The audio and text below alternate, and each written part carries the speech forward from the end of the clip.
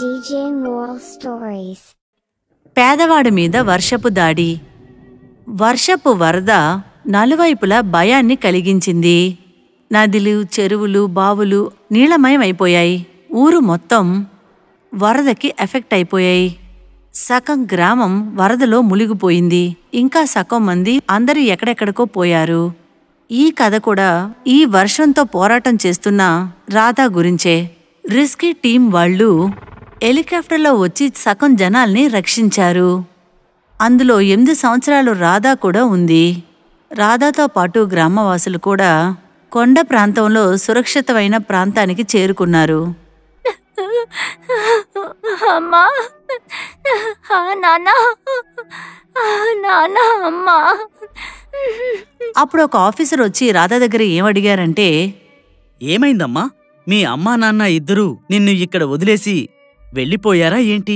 చెప్పమ్మా. అవును సార్, మా అమ్మా నాన్న నన్ను వదిలేసి వెళ్ళిపోయారు. నేను ఇప్పుడు వాళ్ళని అసలు ఎలా వెతకాలో తెలియటం లేదు. నువ్వేమీ కంగారు పడకమ్మా. ఖచ్చితంగా మీ అమ్మా నాన్న ఎక్కడో ఉండే ఉంటారు. భయపడకు. కానీ ఒకవేళ వాళ్ళు దొరక్కపోయారంటే నన్ను క్షమించమ్మా, వాళ్ళు చనిపోయారని అర్థం. లేదు. పాపం రాధా, వాళ్ళ అమ్మా నాన్న తప్ప ఈ లోకంలో తనకంటూ ఎవరూ లేరు. తను తాత, నానమ్మ కొన్ని సంవత్సరాల ముందే చనిపోయారు. రాధా వాళ్ళ తల్లిదండ్రుల్ని అన్ని చోట్ల వెతికసాగింది. కానీ వాళ్ళిద్దరూ తనకి మాత్రం కనిపించలేదు. చాలా విసుగుపోయి రాధా ఆ రోజు రోడ్లోనే పడుకుంది. కాసేపు తర్వాత చాలా పెద్ద వర్షం కురిసింది. పాపం రాధా మొత్తం తడిచిపోయింది. ఇప్పుడు మనం ఏం చేద్దాం? వర్షం పడుతుంది. రాధా వర్షం నుంచి తప్పించుకోవడానికి ఒక గుడిసె లోపలికి వెళ్ళింది. తర్వాత తను ఆ గుడిసెలోనే ఉండసాగింది. చెప్పాలంటే ఆ గుడిసె కూడా వర్షంతో మునిగిపోయింది. కాని రాధా అలా ఇలా అని దాంట్లో గడ్డి, కర్రలు పెట్టి చిన్నదిగా ఒక మంచాన్ని చేసుకుంది. ఇంకొంతకాలానికి నేను ఈ గుడిసెలోనే ఉండి తీరాలి. ఈ వరదల మూలంగా మా ఊరంతా మునిగిపోయింది. కాని మరేం పర్వాలేదు, నేను మా నాన్న కూతుర్ని. నేనెప్పుడు ధైర్యంగానే ఉంటాను. నేను ఒక్కొక్క కష్టాన్ని, ఒక్కొక్క సమస్యని ఒంటరిగా ఎదుర్కొంటాను.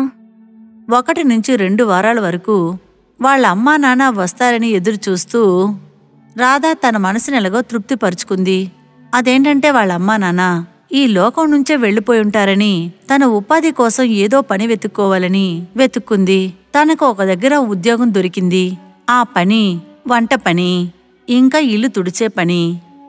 అరే సోరబొద్దనా, ఏంటి నెమ్మదిగా చిమ్ముతున్నావు? యంత్రంలాగా వేగాన్ని పెంచు. ఇల్లు మొత్తం బాగా శుభ్రం చెయ్యాలి. అలాగే అమ్మా. చిన్నమ్మాయి రాధా ఆ వర్షంలోనే పనికి వెళ్తూ వస్తూ ఉండేది. ఆ డబ్బుని దాచుకుంటూ తన స్కూల్ ఫీజుని తనే కట్టుకునేది. తర్వాత తన చదువుని తను చదువుకోవడం సాగింది. ఒకరోజు తను పనిచేస్తున్న సడన్గా తన చేతి నుండి ఆ షోకేస్ కింద పడిపోయి విరిగిపోయింది. అందుకని ఆ ఇంటి ఓనరమ్మకి చాలా కోపం కలిగింది. తెలివి తక్కువదానా, ఎంత పని చేశావే? నీ కళ్ళేంటే వెనకాలుందా ఏంటే? ఇంత కాస్ట్లీ అయిన షోపీస్ నీ కంటికి కనిపించలేదా? ఇది విదేశం నుంచి తీసుకొచ్చింది. దీని విలువ ఏంటని నీకు తెలుసా? మొత్తం 50,000. అంత డబ్బులు ఎప్పుడైనా నువ్వు చూసున్నావా? ఏడుపు మొహం దానా, నీ చొండాలపు మొహాన్ని నాకు చూపించకు, వెళ్ళిపో. కాని అమ్మా, నేను కావాలనే అలా చేయలేదు. ఏదో తెలియకుండా. నువ్వు తెలిసి చేశావో లేక తెలియకుండా చేశావో, కాని ఇది పగిలింది నీ వల్లే కదా. అమ్మగారమ్మా, దయచేసి నన్ను నీ పని నుండి తీసేయకండి. నేను ఈ పనినే నమ్ముకోనున్నానమ్మా. వెళ్ళి ఎక్కడన్నా చావు, నన్ను ఇబ్బంది పెట్టకు. ఆ ఇంటి ఓనరమ్మ రాధాని తన ఇంటి నుంచి మెడపెట్టి బయటికి గెంటేశారు. ఇంకా ఆ రోజు రాత్రి రాధా ఒక్క చెప్పులు తెగిపోయాయి. అందువల్ల ఆ ఉట్టు కాలుతోనే వర్షంలో తడుచుకుంటూ తన గుడిసెకి వెళ్లాల్సి వచ్చింది. గాలి, వర్షం పెద్దగా కురుస్తున్నాయి. అందువల్ల రాధా గుడిసె కప్పు కూడా ఎగిరిపోయింది. ఆ రోజు రాత్రంతా రాధా వర్షంలో తడుస్తూనే ఉన్నింది. తన తలరాతని తలుచుకుంటూ తను ఏడుస్తూ ఉన్నింది. కాని తన కన్నీర్ని ఆ వర్షంలో చూడటానికి, తుడవటానికి ఎవరూ లేరు. అమ్మా నాన్న మీరు ఎక్కడికి వెళ్ళారు? పశ్చాత్తాపం లేని ఈ లోకంలో నన్ను ఒంటరిగా వదిలేశారు. రాధ తన ధైర్యాన్ని కోల్పోలేదు. తన చెత్తని వేరుకుంటూ డబ్బు సంపాదించింది. తర్వాత సాయంకాలం అవగానే గ్రామం ఒక కాయగూర బండిలో కాయగూర కొట్లో చిన్న చిన్న పనులు చేయసాగింది. ఇంకా తను చిన్న ఒక అద్దె ఇల్లు కూడా తీసుకుంది. ఇలా కొన్ని సంవత్సరాలు గడవసాగింది. రాధ ఇప్పుడు తన స్కూల్ చదువును కూడా పూర్తి చేసింది. తర్వాత ట్రైన్లో ప్రయాణం చేసి కాలేజీలో చదువుకోవడానికి సిటీకి వచ్చింది. అక్కడ సిటీకి రాగానే తను ఒక టీ షాపుకి వెళ్ళింది. అప్పుడే ఆ టీ షాప్ ఆయన తన దగ్గర ఏమడిగాడంటే, ఏంటమ్మాయి నువ్వు ఈ ఊరికి కొత్త అనుకుంటగా, ఎక్కడి నుంచి వచ్చావు, ఎక్కడికెళ్ళాలి? అదా మావయ్య గారు, నేను అడ్మిషన్ వేద్దామని వచ్చాను విల్సన్ కాలేజ్లో. ఆ కాలేజ్ ఇక్కడ నుంచి ఎంత దూరానుందో మీకు తెలుసా? పక్కనే ఉంది. అలా తిన్నగా వెళ్ళి అటు పక్కకి తిరుగు. అలా చూసావంటే అక్కడే కాలేజీ ఉంటుంది. మంచిది మావయ్య గారు. రాధ తన కాలేజీలో అడ్మిషన్ తీసుకొని ఆ టీ షాప్ ఆయన దగ్గరికి తిరిగి వచ్చింది. అక్కడ టీ తాగింది. టీ తాగుతూనే చాలాసేపుగా అతనితో మాట్లాడుతూ ఉండింది. తన గురించి అతనితో అన్ని విషయాల్ని చెప్పింది. అప్పుడే, నీ జీవితంలో ఏంటేంటో జరిగింది కదా, పర్వాలేదు, నీ నమ్మకాన్ని వదిలిపెట్టకుండా ఇంత దూరం కాలేజీ దాకా వచ్చావు కదా. సరే, అయిపోయింది, పర్వాలేదు, వదిలే.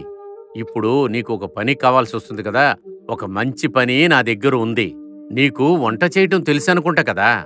వంట పని ఇస్తే నీకు బాగా చేస్తావనుకుంటా. అలాగే మావయ్య గారు, ఎలాంటి పనైనా పర్వాలేదు, ఏదైనా పనే కదా. ఆ వయసైన అతను రాధాని ఒక చోటుకి తీసుకువెళ్లాడు. అక్కడ ఒక అతను తన భార్యతో తన కొడుకుతో జీవిస్తూ వచ్చాడు.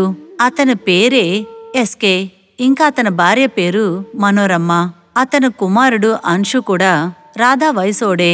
కాని ఆశ్చర్యపడవలసిన విషయం ఏంటంటే వాళ్ళిద్దరూ ఒకే కాలేజీలో చదువుకునేవాళ్లే.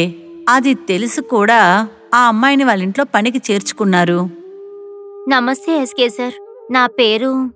నీ పేరు పెట్టి మేమేమన్నా పచ్చడా చెయ్యాలి? అనవసరంగా మాట్లాడకుండా వెళ్ళి పని చూడు. నాకు అన్నీ బాగా శుభ్రంగా ఉండాలి. నా ఇల్లు చూడ్డానికి అలాగే తలతల మిలమిల అద్దంలాగా మెరవాలి. అలా లేదంటే నా మేకప్ మీద ఒట్టంతే. మనోరమ్మ, నేను ఆఫీస్కి వెళ్ళొస్తాను. తిరిగొచ్చేటప్పుడు నీకోసం ఒక 3D మేకప్ కిట్ తీసుకొస్తానే. గుర్తుగా తీసుకురండి, సరేనా? మీకే బాగా తెలుసు కదా. మీ తర్వాత నేను ఒకరిని ప్రాణంగా ఇష్టపడుతున్నానంటే అది నా మేకప్పే. అలా లేదంటే నా మేకప్ మీద ఒట్టంతే. రాధా సిటీలో ఒక హాస్టల్లో ఉండసాగింది. దాంతోపాటు తన పన్ని, తన చదువును కూడా చదువుకుంటూ ఉన్నింది. కాలేజ్ చదువుకి, తన ఖర్చుకి రాధా పనిచేయటం చాలా ముఖ్యమైంది. కాలం గడవగా ఫస్ట్ ఇయర్ కూడా పూర్తయింది. ఇంకా రాధా ఆ కాలేజ్కే ఫస్ట్ వచ్చింది. అన్సు సెకండ్ వచ్చాడు. అందువల్ల వాడికి మనోరమ్మకి తన మీద చాలా ఈర్ష్య కలిగింది. ఒక పని మనిషి స్టడీస్లో నాకంటే ముందుంటే తన ముందు అసలు నేను ఎలా? అంచు, కొడుక అంచు, కామ్ డౌన్. నువ్వేం బాధపడమాక. సెకండ్ ఇయర్ లో కాలేజ్ లో నువ్వే టాపర్ గా వస్తావు. దీనిని అష్యూర్ చేసి ఖచ్చితంగా నీకు చెప్తున్నాను. నేను ఆ రాధ ఉందే దాన్ని పని చాలా పని ఇచ్చి దానివల్ల చదువుకోవడం కుదరకుండా, ఎగ్జామ్ రాయని కుదరకుండా చేసేస్తాను. నువ్వు బాధపడకు, అన్నీ నేను చూసుకుంటాను. అలా లేదంటే నా మేకప్ మీద ఒట్టంతే. సెకండ్ ఇయర్ ఫైనల్ ఎగ్జామ్ టైంలో కావాలనే మనోరమ్మ పాపం రాధాకి చాలా పనుల్ని అప్పచెప్పింది. తర్వాత తను పని చేస్తున్నప్పుడే తన్ని రూములో పెట్టి బంధించేశారు. ఎవరైనా ఉన్నారా? ప్లీజ్ తలుపు తెరవండి. ఈ రోజు నాకు ఫైనల్ ఎగ్జామ్ ఉంది. ప్లీజ్ దయచేసి తలుపు తెరవండి. సార్, మేడం, ఎవరైనా ఉన్నారా? మనోరమ్మ ఎస్కేను కావాలనే రాధా దారికి అడ్డుపడుతూ ఉండేవారు. కాని రాధా కిటికీని పగలగొట్టుకుని బయటకు పారిపోయింది. తన ఎగ్జామ్ని రాసింది. ఆ తర్వాత 2వ సంవత్సరం ఎగ్జామ్లో కూడా తన టాపర్గా నిలిచింది.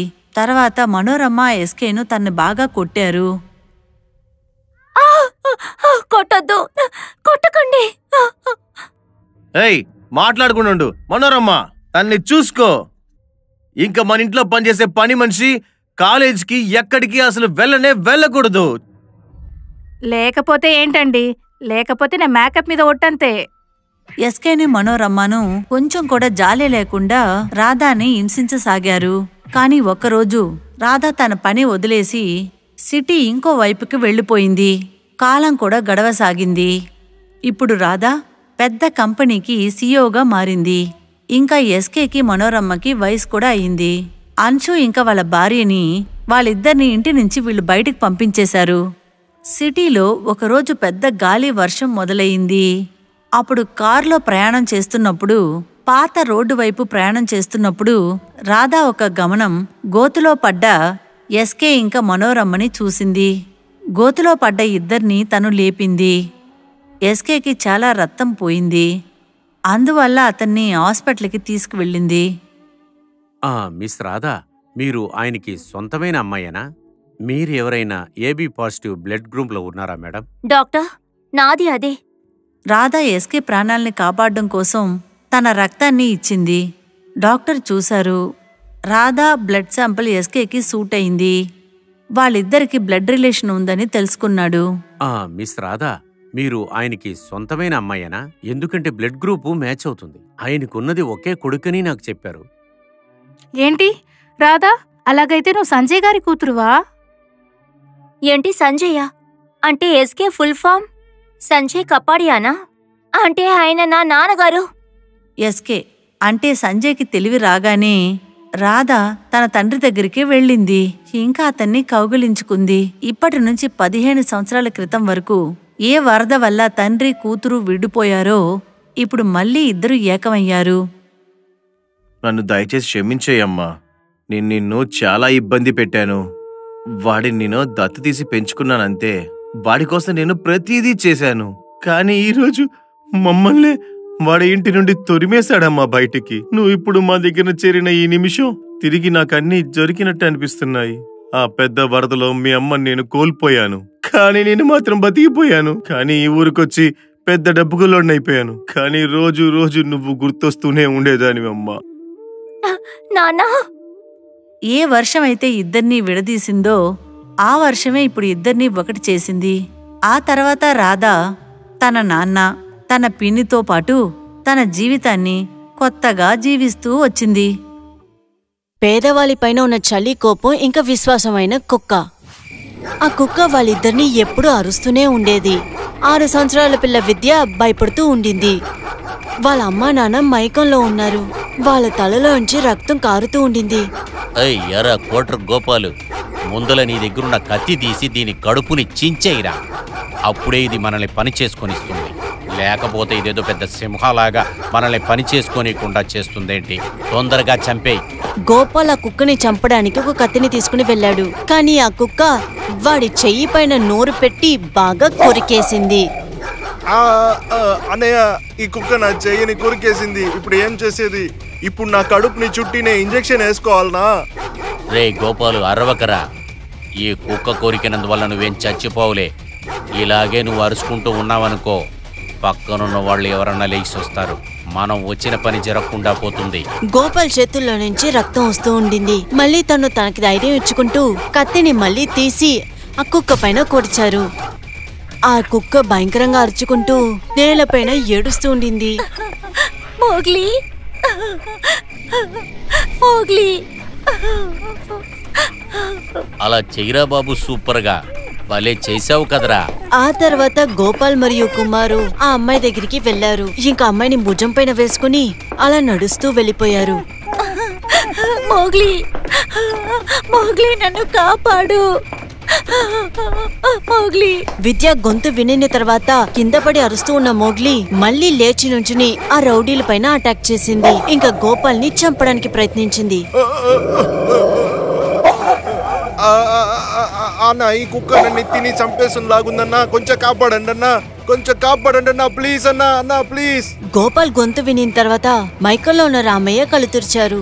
ఇంకా ఆయన తన కళ్ళకు ముందు చూసిన దృశ్యాన్ని, దానివల్ల తన కోపం చాలా ఎక్కువైపోయింది. ఇది రామయ్య కథ.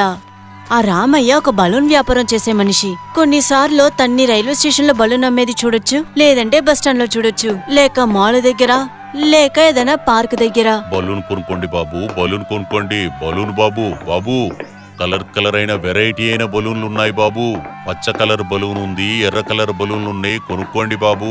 పచ్చ కలరు జింగ్ జా, పసుపు కలరు జింగ్ జా, అన్ని కలర్లు జింగిజా కొనుక్కోండి. ఒకరోజు జరిగిన విషయం. అప్పుడు చలికాలం. రామయ్య ఒక మాల్ దగ్గర నుంచుని బలూన్ అమ్ముతూ ఉండేటప్పుడు రామయ్య బలూన్ అమ్మేది చూస్తున్నప్పుడు ఒక చిన్న పిల్లాడు ఇప్పుడే వాళ్ళ అమ్మ దగ్గర మాల్ నుంచి బయటకొచ్చాడు. ఇంకా వాళ్ళు వాళ్ళ పెద్ద కార్ దగ్గరికి వెళ్తూ ఉన్నారు. రామయ్య దగ్గర ఉన్న బలూన్ ని చూసి అది కొనమని చెప్పి వాళ్ళ అమ్మ దగ్గర అల్లరి చేశాడు. అమ్మా అమ్మా అమ్మా, నాకు ఆ బలూన్ కావాలమ్మా. అక్కడ ఆ పచ్చ colour, blue colour, yellow colour, ఆ బలూన్ అంతా నాకు కావాలమ్మా. ఇన్ని బెలూన్స్ పెట్టుకొని నువ్వేం చేస్తావు? ఒకటి కొనుక్కో. లేలే అమ్మా, నాకు అన్ని కలర్ బలూన్ కావాలి. అప్పుడే నేను బర్త్డే రోజు కేక్ కట్ చేస్తాను. ఓకే బాబు, కొనిపెడతాన్లే. చాలా మొండివాడివి నువ్వు. ఆ తల్లి ఆ పిల్లాడిని రామయ్య దగ్గరికి తీసుకెళ్ళింది. అన్నయ్య, బెలూన్లెంత? ఒక బలూన్ 5 రూపాయలు మేడం. ఒకటి 5 రూపాయలా? సరే, నాకు అన్ని బెలూన్స్ ఇచ్చేయండి. అన్నీ ఇవ్వమంటారా? అన్ని అమ్మటానికే కదా పెట్టుకున్నారు. సరే మేడం. అవును, అమ్మటానికేగా తీసుకొచ్చాను. ఇలా చూడండి, ఈ బెలూన్స్ అన్ని తీసుకెళ్లి అక్కడ నుండి చూసారా రెడ్ కలర్ కారు, దాంట్లో పెట్టండి. తర్వాత ఈ బెలూన్స్ అంతా రేట్ ఎంత? మేడం 150 రూపాయలు అవుతుంది మేడం. సరే, ఇదిగోండి 200 ఉంచుకోండి. ఈ రోజు మా అబ్బాయి పుట్టినరోజు, మీ కుటుంబానికి ఏమైనా కొనుక్కెళ్ళండి. వాళ్ళ మాట విడిన తర్వాత రామయ్య కళ్ళు నీళ్లు తిరిగింది. ఆయన చాలా రోజులుగా ఎక్కువ చలి ఉండడం వల్ల ఆయన వ్యాపారం చాలా స్లోగా వెళ్తుండింది. రోజంతా ఆయన నుంచుని పనిచేసినా సరే ఒక 4-5 బళ్ళన్లే అమ్మగలిగారు. ఆదాయం సరిగా రానప్పటికీ ఇంట్లో ఉండే వాళ్ళకి భోజనం తక్కువే ఉంటుంది. ఏం చేయమంటావు కామాక్షి? పగలు ఫుల్లుగా నుంచొని వ్యాపారం చేస్తున్నాను. అవును, ప్రజలేంటో చలిగా ఉందని బయటికి రావటం లేదు. విద్యకు ఒక చపాతీ ఇచ్చాను, మిగతా ఇంకొకటి ఉంది, కానీ పిండి అస్సలు లేదండి. సరే, ఇక్కడ చూడు ఆ పిండి. నాకు కొంచెం పొట్ట బాగోలేదు, అది నువ్వు తినేసేయ్. పేదవాడి జీవితం ఇలాగే. కొన్ని సమయాల్లో పొట్టకి ఆహారం లేదంటే పస్తునుండడం. కానీ ఇవాళ రామయ్య చాలా సంతోషంగా ఉన్నారు. ఆయన కాస్త పిండి, బియ్యం, ఉప్పు, కాయగూరలు అన్ని కొనుక్కున్నారు. ఇంకా ఆయన విద్యకి నచ్చిన ఒక వస్తువుని కూడా వెళ్ళేటప్పుడు కొనుక్కున్నారు. సరే, ఆ జిలేబీ ఎలాగుంది? బాగుందా? అన్ని వేడిగా ఉందన్నా, కావాలంటే తిని చూడండి. వద్దు, నేను తినలేనులే. సరే, మీకు ఎంత కావాలి? 1 కిలో? లేదండి, అంత తీసుకెళ్లి నేనేం చేసుకోను. ఒక 10 రూపాయలకి ఇవ్వండి చాలు. రామయ్య చెప్పింది వినిన తర్వాత జిలేబీ వాడు మొహాని తిప్పుకున్నాడు. కానీ అదే జిలేబీని ఆయన కొనుక్కుని ఇంటికెళ్లేటప్పుడు వాళ్ళ చిన్న కూతురు విద్యా మొహంలో చాలా సంతోషం కనిపించింది. నాన్నా, జిలేబీ కొనుక్కొచ్చారా? ఈ జిలేబీ తిని ఎన్ని నెలలవుతుంది. ఇదిగో, మీరు కూడా తినండి. అది నేను తినను కదా పాప, అది నువ్వు తింటానికే తీసుకొచ్చాను. అలంతా చెప్పకూడదు, మనందరం కలిసి తిందాం. కామాక్షి కూడా చాలా సంతోషంగా ఉండింది. ఎందుకంటే కొద్ది రోజులకి అందరికీ కడుపు నిండా అన్నం దొరుకుతుందని. అప్పుడే ఒక భయంకరమైన గొంతు వల్ల అందరికీ ఒకలాగైపోయింది. చాలా బాగుంది రామయ్య. ఈ నెలకు మీరు ఇంకా ఇంటికి రెంట్ ఇయ్యలేదు కదా, కానీ ఇక్కడ మీరు కూర్చుని బాగా తింటున్నారు. ఆ గొంతు ఇంకా ఎవరిదో కాదు, ఇంటి రామయ్య వాళ్ళ ఓనర్ది. ఆయనకి అసలు కొంచెం కూడా కనికరం లేదు. ఏమి రామయ్య, రెంట్ ఏమైంది? గురుగారు, నేను అద్దె త్వరగా ఇచ్చేస్తానులేండి. అదే రామయ్య, ఎప్పుడు ఇస్తావో? ముహూర్త రోజు చూసే అన్ని ఇస్తావా? గురుగారు, నేను నెల అద్దె కరెక్ట్గా ఇస్తున్నానుగా. ఈ నెల కొంచెం వ్యాపారంలో నష్టం వచ్చింది, అందుకే ఈ నెల లేట్ అవుతుంది. చాలా మోసమైన మనిషి నువ్వు. నీ వల్ల ఇంటి రెంటే ఇయ్యను కాలేదు. నువ్వు యారా అంటే జిలేబీ తింటున్నావు. ఇలా చెప్పాక తను విద్యా చేతిలో ఉన్న జిలేబీని తీసి బయట విసిరారు. ఇక్కడ చూడు, నాకు ఇప్పుడే రెంట్ పైసాని ఎత్తి పెడతావు, లేదంటే ఇల్లు ఉడిచిపో. ఇదేమీ అనాథ ఆశ్రమం కాదు, నేనేం దేవుడు కాదురా నిన్ను ఇక్కడ ఉచితంగా పెట్టుకునేదానికి. అలాగంతా చెప్పొద్దు గురుగారు. ఇప్పుడు మీరు డబ్బు కావాలంటే నేను ఎక్కడికి వెళతాను? నువ్వు ఎక్కడ వెళ్తావు నాకు బాగా తెలుసు. ఒకటి నీ కిడ్నీని ఎత్తి పెట్టాయి, లేకపోతే నువ్వు ఏం చేస్తావు నాకు తెలీదు. పైసా ఎత్తి పెట్టు. ఆ దుర్మార్గుడు రామయ్య చెప్పింది అసలు విననే లేదు. ఇంకా తట్టుకోలేని ఆ చల్లగాలిలో రామయ్యని ఇంకా వాళ్ళ కుటుంబాన్ని బయటికి తరిమేశారు. అతను అసలు దయ చూపించలేదు. మనకైనా పర్లేదు, మన బిడ్డ గురించి ఆలోచించుండొచ్చు కదా. ఈ లోకమే డబ్బుతోనే ఉంది. ప్రతి ఒక్కరూ డబ్బు గురించి మాత్రమే ఆలోచిస్తున్నారు. డబ్బు లేకపోతే ఈ ప్రజల్లో మనం బతకలేము. ఇప్పుడు మనం ఎక్కడికి వెళ్దామండి? ఎక్కడికా? ఇంత పెద్ద లోకాన్ని పుట్టించాడు దేవుడు, మనకని ఒక చోటు లేకుండా పోతుందా? అక్కడ ఇక్కడ తిరిగి రాత్రి 2 అయింది. చలితో అందరూ చచ్చిపోతున్నారు. అప్పుడే వాళ్ళు రోడ్లో ఉండే ఒక సిమెంట్ పైప్ ని చూశారు. ఇది కొంచెం పట్టుకో అమ్మా. మనకి ఇక్కడ ఉండటానికి ఒక చోటు దొరికింది. ఇంక మీద మనం ఇక్కడే ఉండొచ్చు. వాళ్ళక్కడ పైప్ దగ్గరికి వెళ్ళినప్పుడు అక్కడ ఒక కుక్క ఉన్నది ఆయన చూశారు. కాని వాళ్ళ పైప్ దగ్గరికి వెళ్లి నుంచున్నప్పుడు ఆ కుక్క బయటికి వచ్చింది. తన తోకని ఊపడం మొదలుపెట్టింది. విద్య దాన్ని బుజ్జగిస్తూ ఉండింది. కామాక్షి, ఆ కుక్కని చూశావా? మనల్ని చూసిన వెంటనే అదే బయటికొచ్చేసింది. దీన్ని చూస్తుంటే నాకేం అనిపిస్తుందంటే, ఈ కుక్క ఈ మంచులో మీరు ఎక్కడికి వెళతారు, ఇక్కడే ఉండండి అన్నట్లుంది. ఆ చల్లగాలి సమయంలో వాళ్ళందరూ ఆ పైప్ లోపల నిద్రపోయారు. ఏ కుక్కకి వాళ్ళు మోగ్లీని పేరు పెట్టారో దాన్ని వాళ్ళతో పాటే ఆ పైప్లో నిద్రపోపెట్టుకున్నారు. మృగాలకి మనుషులకి మధ్యలో ఉన్న ప్రేమని చూపించడానికి ఇదొక విచిత్రమైన విషయం. ఆ రోజు నుంచి మోగ్లీ ఆ కుటుంబంలో ఒకటిగా అయింది. విద్య వల్ల మౌగ్లీని వదిలి ఒక్క క్షణం కూడా ఉండలేదు. ఇంకా మౌగ్లీను విద్యతో బాగా ఆడుకుంటూ ఉంటుంది. మీకు తెలుసా అండి, మీరు పని మీదే వెళ్ళిపోతున్నారు, కానీ మన ఈ మొగ్లీ ఏదో కాపలాదారుళ్లాగా ఈ పైప్ చుట్టూ తిరుగుతూనే ఉంది.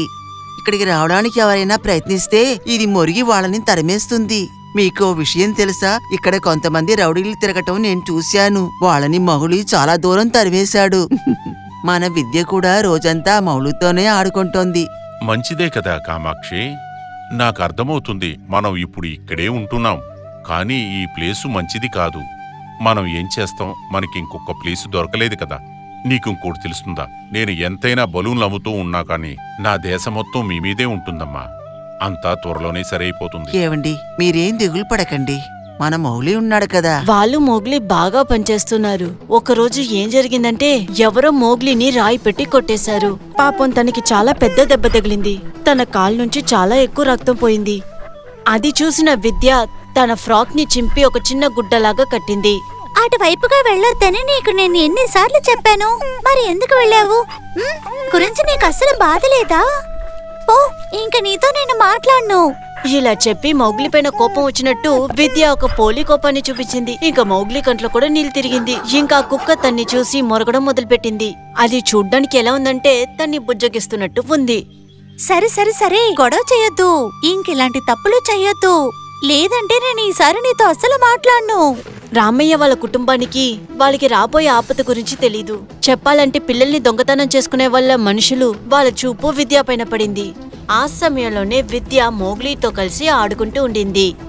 కొద్ది రోజులకి విద్యని చూస్తూనే ఉన్నారు. అప్పుడే విద్య తన కుటుంబంతో కలిసి పైప్ లోపల ఉంది అనే విషయం తెలిసింది. ఏమయ్యా అట్లా చూస్తున్నావు? ఈ బిడ్డని ఇక్కడి నుంచి తీసుకెళ్లేదిలో ఏం రిస్క్ లేదు, ఎందుకంటే ఇక్కడ మనుషులు నడమాటం ఉండదు. నువ్వు చెప్పేది సరేరా, కానీ ఈ కుక్కని మనం ఏం చెయ్యాలి? అవే ఏ అయ్యా, నువ్వు కుక్కలకంతా భయపడుతున్నావు ఎందుకయ్యా? సాధారణ కుక్కని చూసి భయం. అప్పుడెందుకు నువ్వు అడవిలోకి పరిగెట్టుకుంటూ వెళ్ళావు? అదే నిన్ను బాగా తరిమింది కదా. ఆ రోజు నేను రాయితో కొట్టకపోతే నువ్వు అయిపోయి ఉండేవాడివి. అంతటితో నీ పని ఫినిష్ అయిపోయేది. గోపాలు కుమారు అన్ని ఏర్పాట్లతోనూ విద్యాని కిడ్నాప్ చేయడానికి ఆ చోటుకొచ్చారు. ఒక కర్ర తీసి రామయ్య తల మీద కొట్టారు. అలాగా కామాక్షి తలపైన కొట్టారు. ఆ విధంగా వాళ్ళు స్పృహ తప్పిపోయారు. కానీ మోహి వాళ్ళని చూసి అరిచింది. వాళ్ళు కళ్ళు తెరిచి మోహి పరిస్థితిని చూశాక రామయ్యకి చాలా కోపం వచ్చింది.